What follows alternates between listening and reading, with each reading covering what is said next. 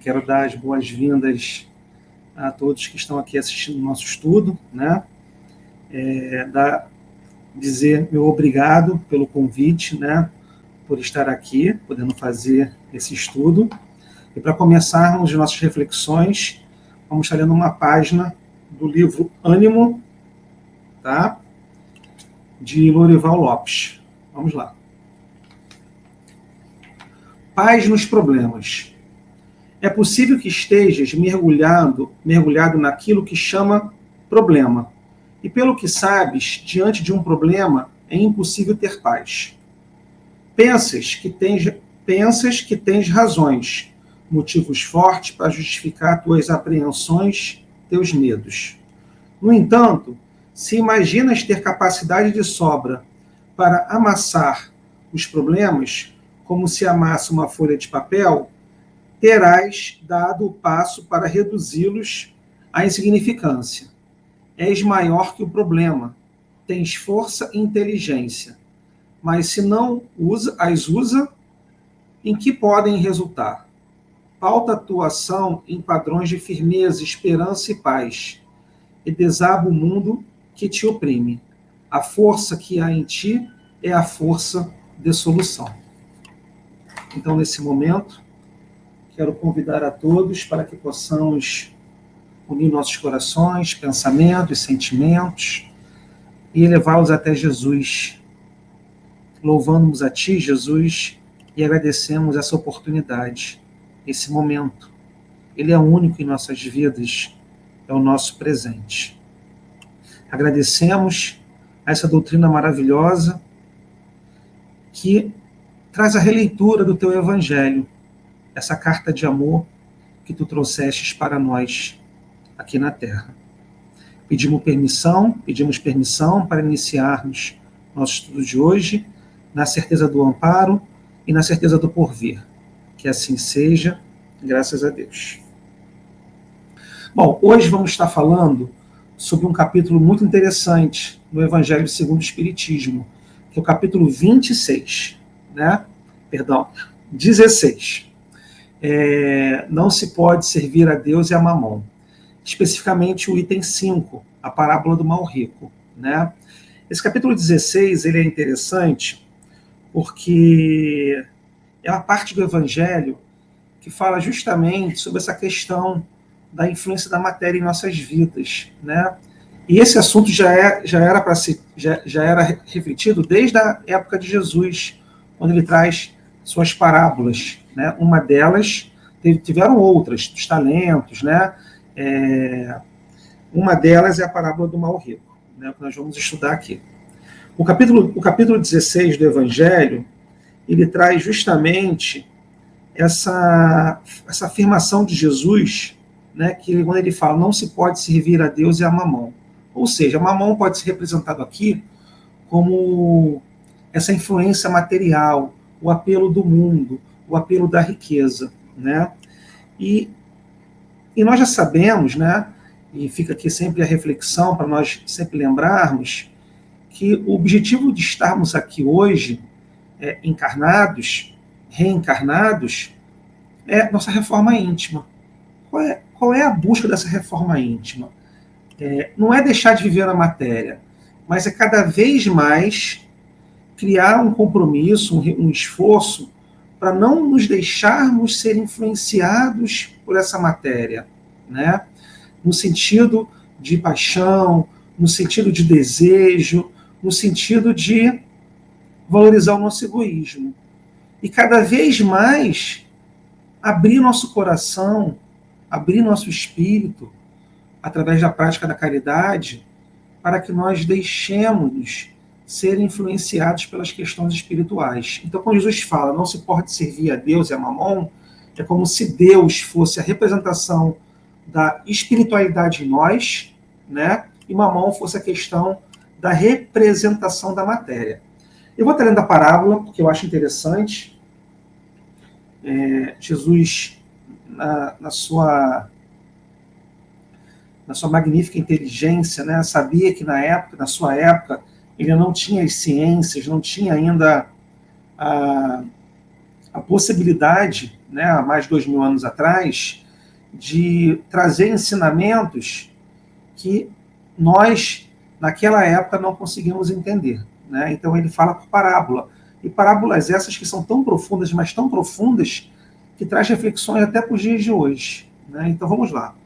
A parábola do mal rico, né, ela está no Evangelho de Lucas, no capítulo 16, versículos 19 a 31. Diz assim: havia um homem rico que vestia púrpura e linho, e se tratava magnificamente todos os dias. Havia também um pobre, chamado Lázaro, deitado à sua porta, todo coberto de úlceras, que muito estimaria poder mitigar a fome com as migalhas que caíam da mesa do rico, mas ninguém lhes dava, e os cães lhe vinham lamber as chagas. Ora, aconteceu que esse pobre morreu e foi levado pelos anjos para o seio de Abraão.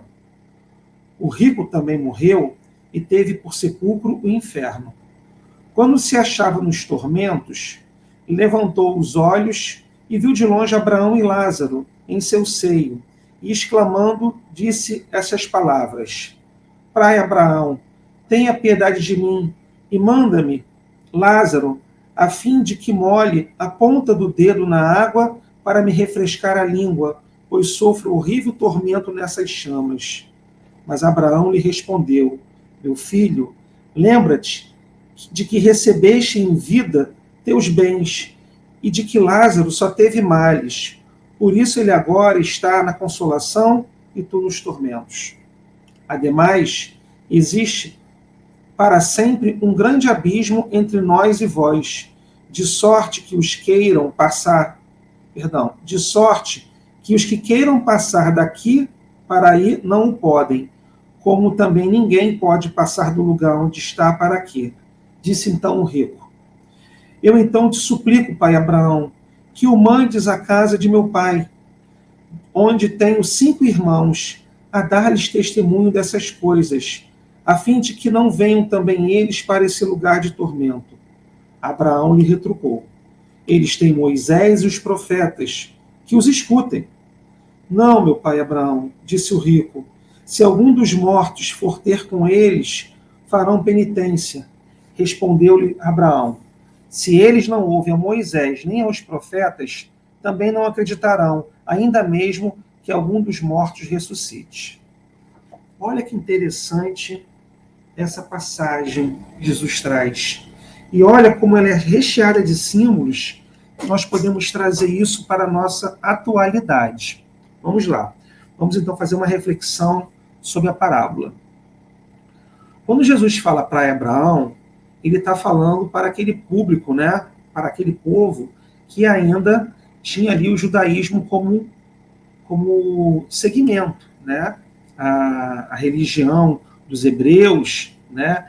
Que foi representada, muito bem representada aqui nos nossos estudos, como primeira revelação que Moisés trouxe, né?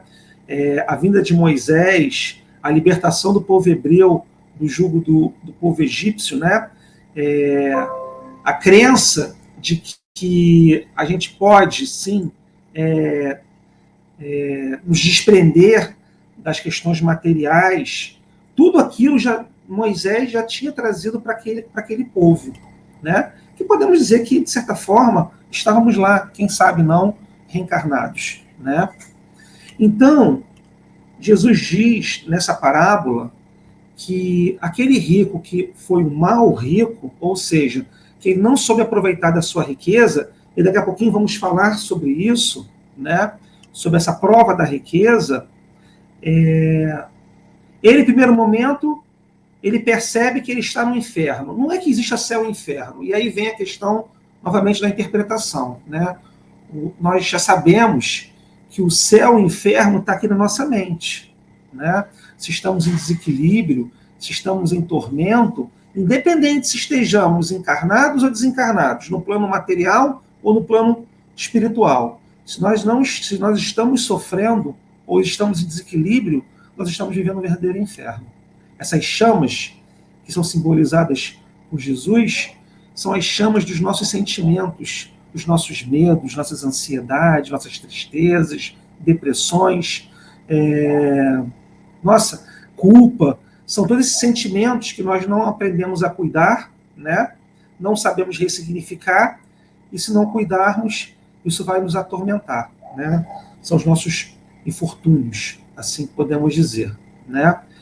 E quando ele fala que existe um abismo entre eles, Abraão e Lázaro, já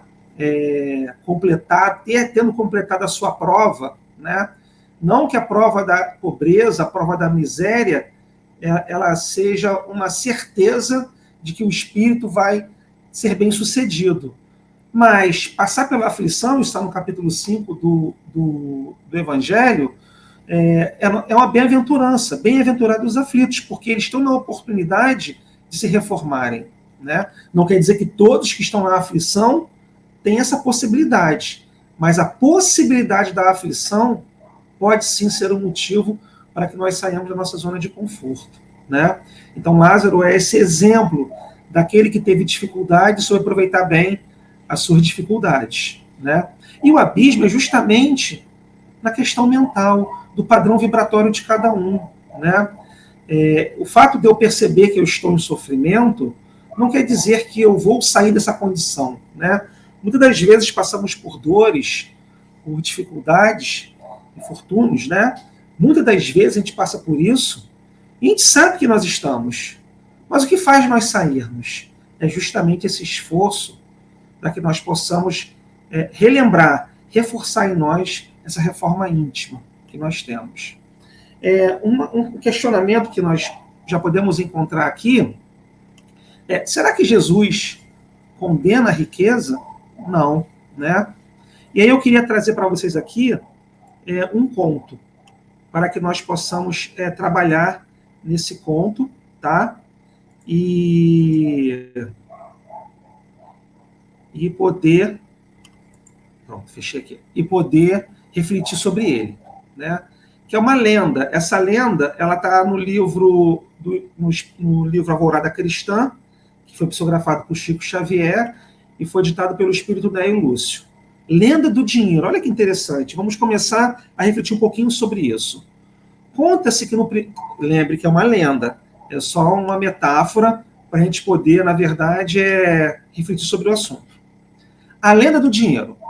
Conta-se que no princípio do mundo, o Senhor entrou em dificuldades no desenvolvimento da obra terrestre, porque os homens se entregaram a excessivo repouso. Ninguém se animava a trabalhar. Terra solta amontoava-se aqui e ali. Minerais variados estendiam-se ao léu. Águas estagnadas apareciam em toda parte. O divino organizador pretendia erguer lares e templos, educandários, abrigos diversos, mas com que braços? Os homens e as mulheres da terra, convidadas ao suor da edificação por amor, respondiam: para quê? E comiam frutos silvestres, perseguiam animais para devorá-los e dormiam sob as grandes árvores. Após refletir muito, o celeste governador criou o dinheiro, adivinhando que as criaturas, presas da ignorância, não sabiam agir por amor, operariam por ambição. E assim aconteceu. Tão logo surgiu o dinheiro, a comunidade fragmentou-se em pequenas e grandes facções, incentivando-se a produção de benefícios gerais e de valores imaginativos. Apareceram candidatos a toda espécie de serviço. O primeiro deles pediu ao Senhor permissão para fundar uma grande olaria. Outro requereu meios de pesquisar os minérios pesados, de maneira a transformá-los em utensílios. Certo trabalhador suplicou recursos para o aproveitamento de grandes áreas de exploração de cereais. Outro ainda implorou empréstimo para produzir fios, de modo a colaborar no aperfeiçoamento do vestuário. Servidores de várias procedências vieram e solicitaram auxílio financeiro destinados à criação de remédios. O Senhor a todos atendeu com alegria. Em breve, olarias e lavouras, teares rústicos e oficinas rudimentares se improvisaram aqui e acolá, desenvolvendo progresso amplo na inteligência e nas coisas. Os homens, ansiosamente procurando dinheiro, a fim de se tornarem mais destacados e poderosos entre si, trabalhavam sem descanso, produzindo tijolos, instrumentos agrícolas, máquinas, fios, óleos, alimentos abundantes, agasalho, calçados e inúmeras invenções de conforto. E assim, a terra menos proveitosa foi removida, as pedras aproveitadas e os rios canalizados convenientemente para a irrigação. Os frutos foram guardados em conserva preciosa. Estradas foram traçadas de norte a sul, de leste e oeste, e as águas receberam as primeiras embarcações. Toda a gente perseguiu o dinheiro e guerreava pela posse dele. Vendo então o Senhor que os homens produziram vantagens e prosperidades no anseio de posse, considerou satisfeito. Meus filhos da terra não puderam servir por amor, em vista da deficiência que, por enquanto, lhes assinalava a posição. Todavia, o dinheiro estabelecera benéficas competições entre eles em benefício da obra geral. Reterão provisoriamente os recursos que me pertencem, e com a sensação da propriedade, improvisarão todos os produtos e materiais de que o aprimoramento do mundo necessita. Essa é a minha lei de empréstimo, que permanecerá assentada no céu. Concederei possibilidades a quantos me pedirem, de acordo com as exigências do aproveitamento comum. Todavia, cada beneficiário apresentar-me-á contas do que houver despendido, porque a morte conduzi-los-á um a um à minha presença. Esse decreto divino funcionará para cada pessoa em particular, até que meus filhos individualmente aprendam a servir por amor à felicidade geral, livres do grilhão de que a posse institui. Desde então, a maioria das criaturas passou a trabalhar por dedicação ao dinheiro, que é de propriedade exclusiva do Senhor, da aplicação do qual cada homem e cada mulher prestarão contas a ele mais tarde. Olha que bonito, pessoal. Começamos a perceber, isso aí a gente pode até fazer uma associação dessa lenda com a parábola dos talentos também de Jesus. Mas por que eu trouxe essa lenda? Para justamente nós percebermos o quanto ainda é importante essa questão da riqueza em nossas vidas. Riqueza essa, né, material, reproduzida pelo dinheiro, né? Que seja por essa motivação ainda espíritos egoístas que somos. Mas ainda assim, mesmo nesse caso, existe também a reflexão que é a prestação de contas, como também está na parábola dos talentos, né? Aquele que não soube aproveitar da possibilidade da riqueza, e aí a gente pode estender riqueza em todos os níveis, não só dos ricos, mas de qualquer posse material, nós vamos prestar contas com a nossa consciência, né? De que forma? Se nós somos muito apegados à matéria, quando nós estamos retornando para o plano espiritual, que não é o plano dessa matéria que nós somos apegados, nós vamos viver esse tormento, né? O tormento da separação dela. Se nós vencemos essa influência, se nós aproveitamos apenas como prova, sabendo do seu empréstimo, mas não valorizando, vivendo sobre ela, mas não a valorizando, nós podemos vencer, né? Não é por acaso que Jesus fala, em outra passagem, nesse mesmo capítulo, ele fala uma passagem que ele diz assim: é mais fácil um camelo passar no buraco de uma agulha do que um rico entrar no reino dos céus. E aí, olha que interessante essa questão das traduções, né?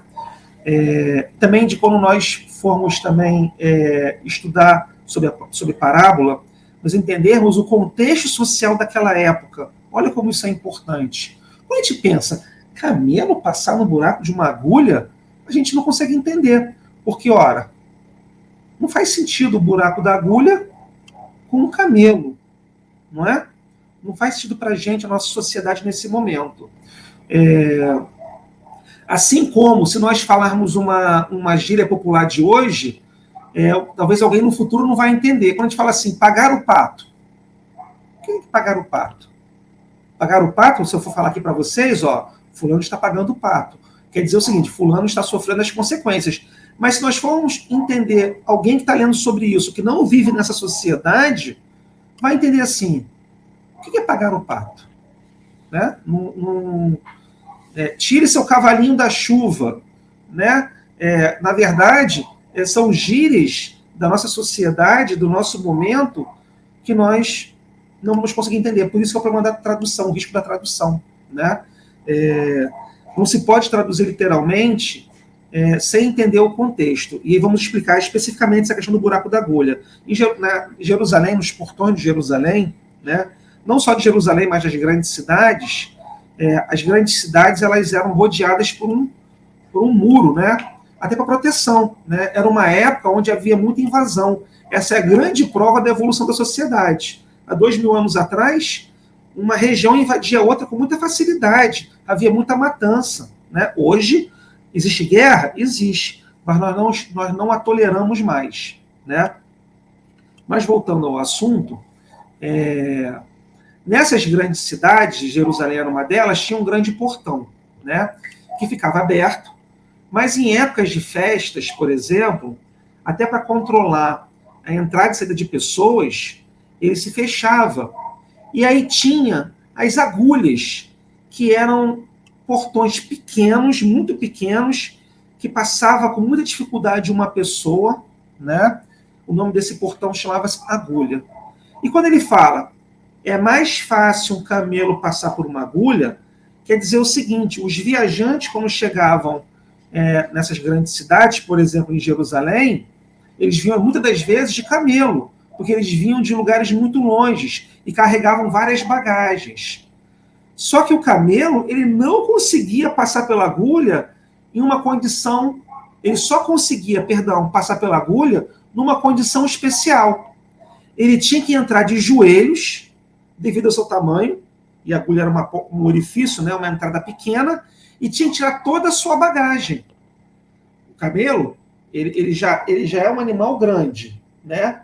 Mas ele tinha que tirar toda a sua bagagem para justamente poder entrar. Olha que interessante a reflexão do Evangelho. Para nós entrarmos no céu, nós temos que entrar de joelhos. É uma comparação, é apenas um símbolo. Ou seja, temos que valorizar a nossa humildade. A riqueza valoriza a humildade? Não. A riqueza mal empregada, assim como esse mal rico, a riqueza mal empregada, ela valoriza o quê? Ela valoriza o orgulho, a vaidade. Então, jamais um orgulhoso se dobraria, se ajoelharia. Então, o entrar de joelhos é um símbolo de humildade. E sem as bagagens. O camelo entrava sem as bagagens. O camelo, esse que pode ser representado como um animal símbolo das grandes viagens, ou seja, qual é a grande viagem que nós fazemos? A viagem da reencarnação, a prova onde nós estamos. O camelo, que é esse símbolo, podemos ser esse camelo, aquele que está atravessando o deserto, né?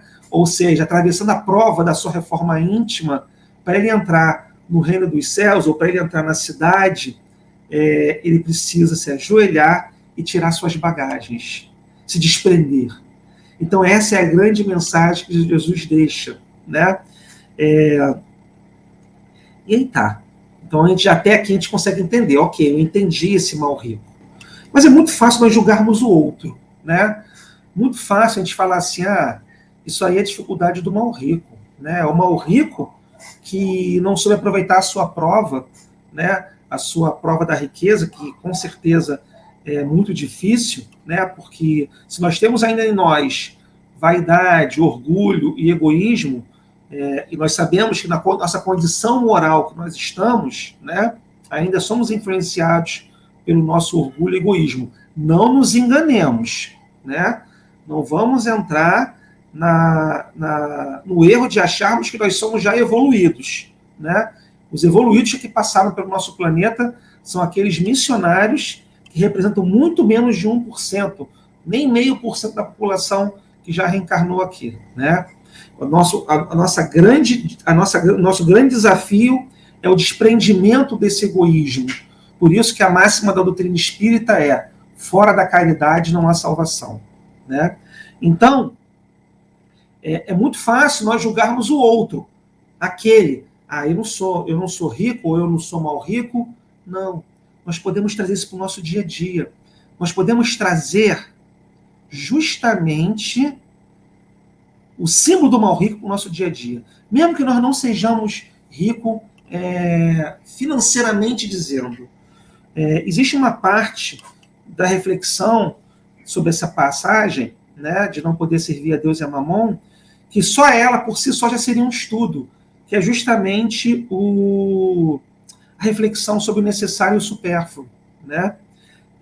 Nós, muitas das vezes, nos perdemos em estarmos usufruindo da natureza muito mais daquilo que nós necessitamos, né? Usufruímos por supérfluo, né? Nós acumulamos, em vez de nós estarmos nesse uso do consumo dos bens materiais, nós desenvolvemos um consumismo desenfreado dentro de nós, e que nós possamos olhar para nós, né, sem julgamento para o próximo, né, trazer essa parábola do mal rico justamente para nossa reforma, que a gente possa nos perceber, né, vamos dizer assim, o que eu posso fazer para construir? Nós estamos num momento para falarmos disso, de ecologia, né?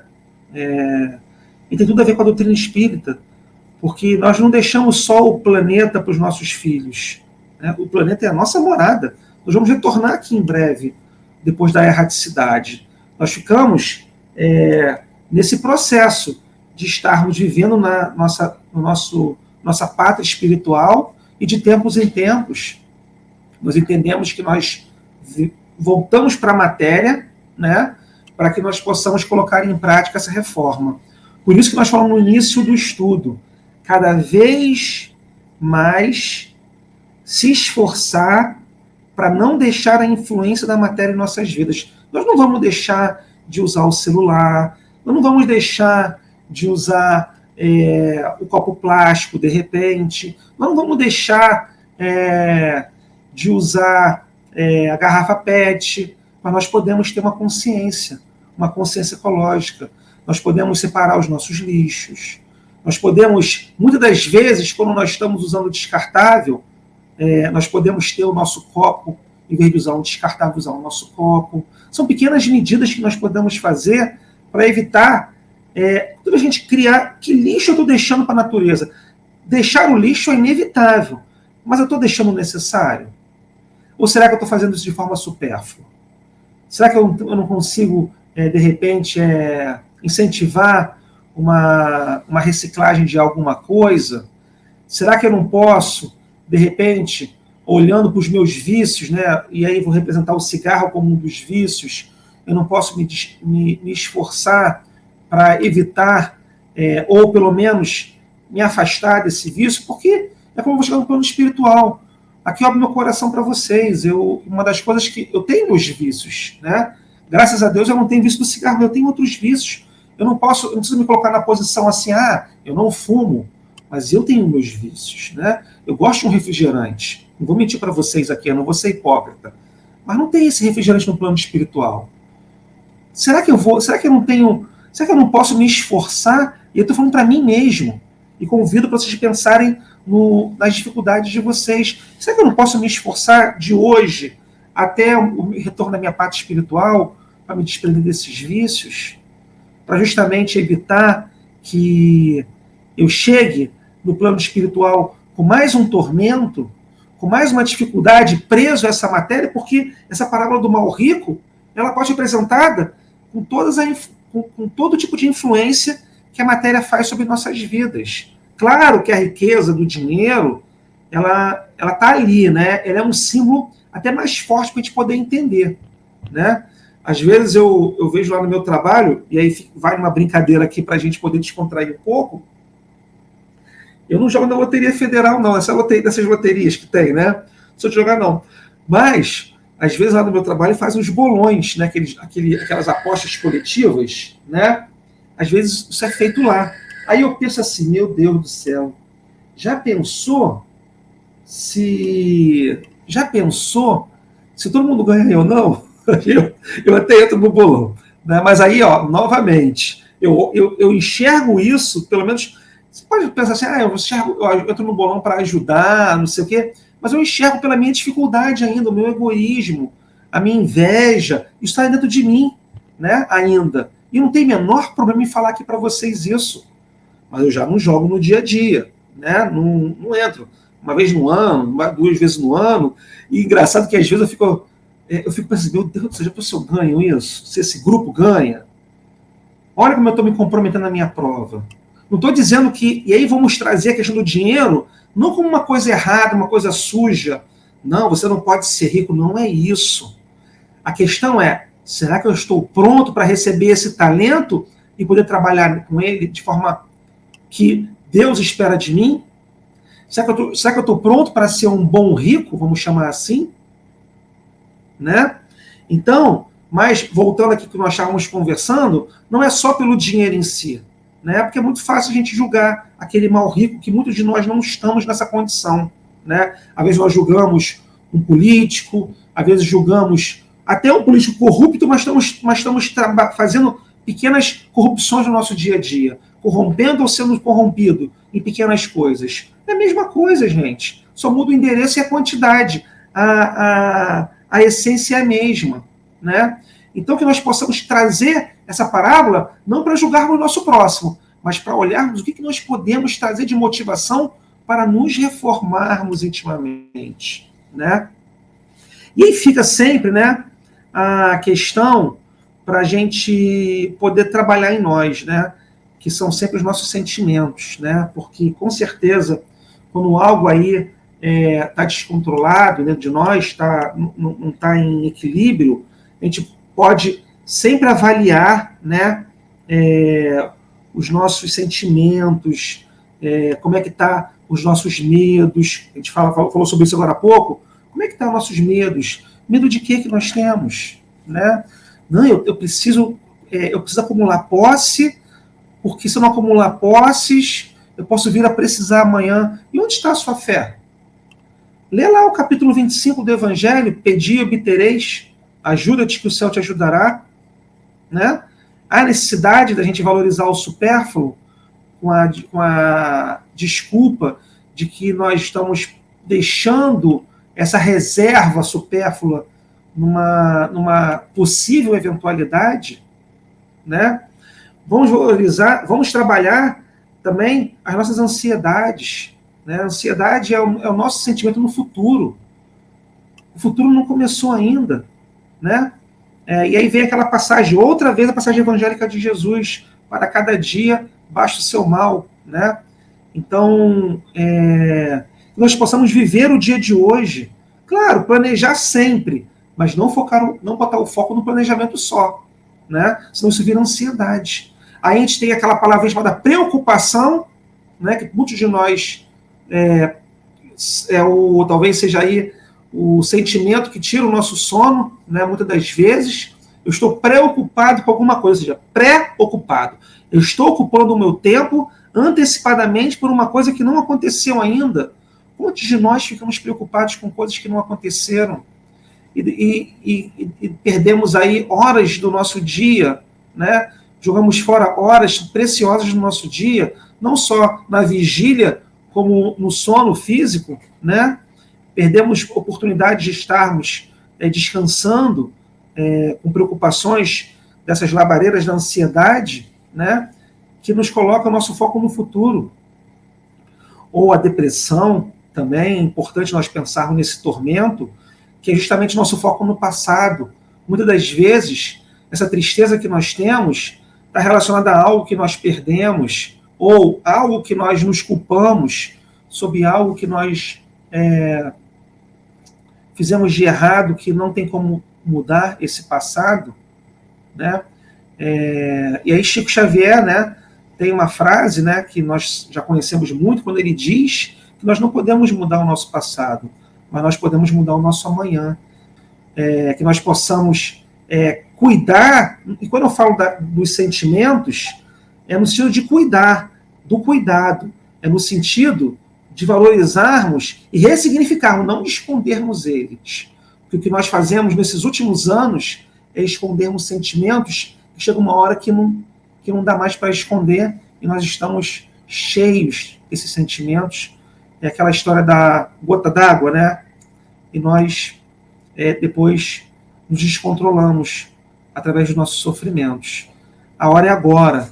Então, que nós possamos pegar justamente esse ensinamento de Jesus, né? Que possamos nos motivarmos a nos reformarmos intimamente.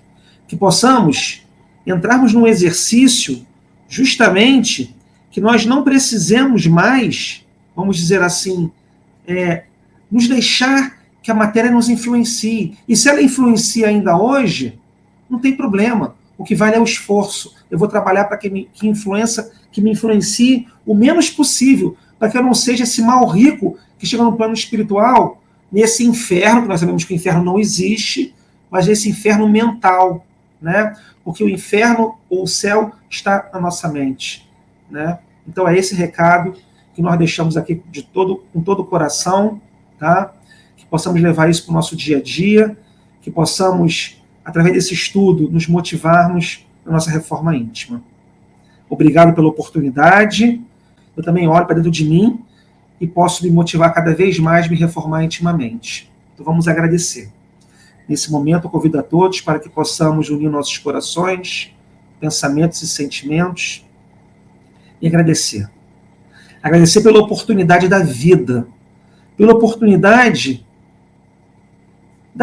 de termos a certeza que tudo passa e que possamos, Jesus, através do nosso esforço, acima de tudo do nosso exemplo, na prática da caridade, que possamos fazer brilhar a nossa luz.